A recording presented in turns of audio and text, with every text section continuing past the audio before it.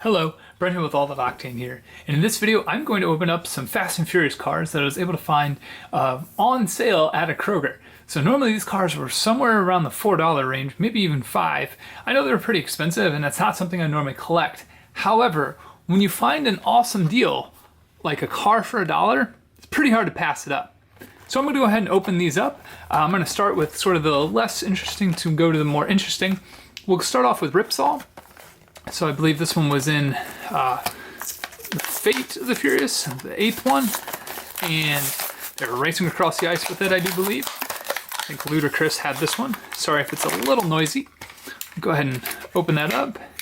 Doesn't have moving tracks, just has 2 moving tires, or 4 little moving tires, 2 on each track. But the turret does kind of move, and we'll see if does the cockpit open. Doesn't look like that opens, but it's still pretty cool anyway. All right, let's go ahead and move to the flip car. I believe it's in the 6th one. Yep, Fast and Furious 6. And let's go ahead and open that up. I do like how these are marked on the package. So let's go ahead and open up the flip car. This was a cool concept. I don't know if it really does work in real life, but it is pretty sweet. But it could actually flip the Ripsaw. Cool nonetheless, pretty much just a bare chassis. And I'm not quite sure. These do look like maybe 1/64th scale. I'm not entirely sure. So now we have the Ford Escort RS1600 MK1. And in blue, the iconic blue. Pretty sure that movie put this car on the map. And Hot Wheels, I know, has done it a bunch. And these are licensed Mattel cars. So makes sense. Sorry about that. There we go. It's a good looking casting for it. It's got some tampos. This is just plastic up here. It's a pretty hefty casting though. Overall pretty nice. All right, let's go ahead and move to the ice charger from Fate of the Furious.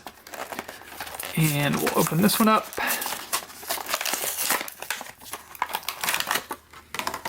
Again, another pretty heavy casting. It's kind of nice. It's got front tampos, rear tampos, very large rear tires. That's awesome. It's always nice to see. Pretty detailed. It's a nice car, kind of fun. Again, only $1. I'll pick them up. So let's get to the 3 more interesting ones, more licensed, more realistic. We got the Ford GT40. And so being a GT40, this means it's from the 60s. So I know this is from, yep, Fast 5. I'm trying to remember. Yeah, I guess it was a GT40. So this is one of the originals. It's not a Ford GT, it's GT40.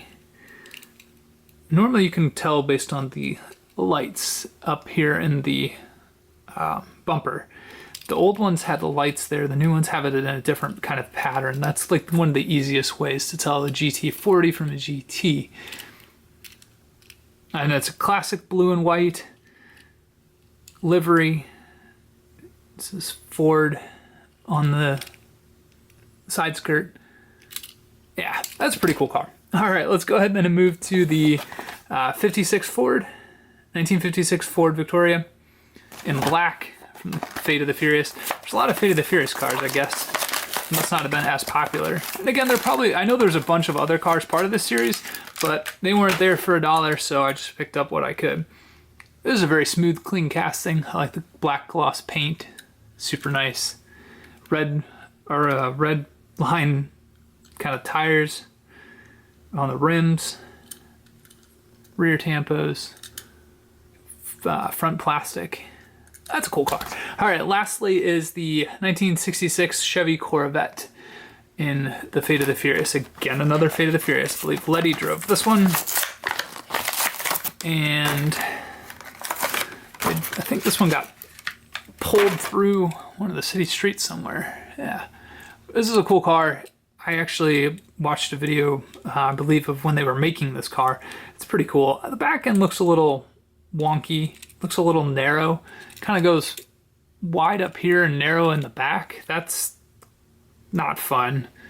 I wish the proportions were a little better. You can kind of see it even better from up top here.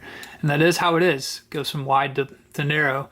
I wish they would have kept it all wide, but these are kind of cartoony, I guess. And that's why I picked them up for $1. I don't think they were worth the $5 or whatever the original asking price was. So, yeah, but a little different than normal, but I couldn't pass up a $1 car, even though they are a little bit, little cartoonish, little proportions are a little strange, and I'm normally a proportionate person. So, hope you guys like this video. Until the next one, happy hunting.